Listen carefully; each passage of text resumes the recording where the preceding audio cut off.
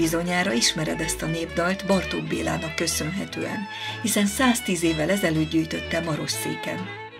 De hol is pontosabban? Jobbágytelkén, ahol mi a nyárára a 26. marosszéki népzene és néptánctáborunkat szervezzük. Családias erdélyi hangulatban, falusi környezetben a vidék hagyományos szellemi és tárgyi kultúrájával ismerkedhetsz. A kínálatban megtalálhatók oktatások, alkotóműhelyek, előadások, koncertek, vetítések, kiállítások, bemutatók, vetélkedők, kirándulások és meglepetések, meg egyéb színes, szórakoztató programok. Minden este táncház. A jó hangulatról kiváló zenészek és folk kocsma gondoskodik. Gyere el! Csak veled lesz teljes a kép! Bővebb információ a www.foltcenter.ru honlapon.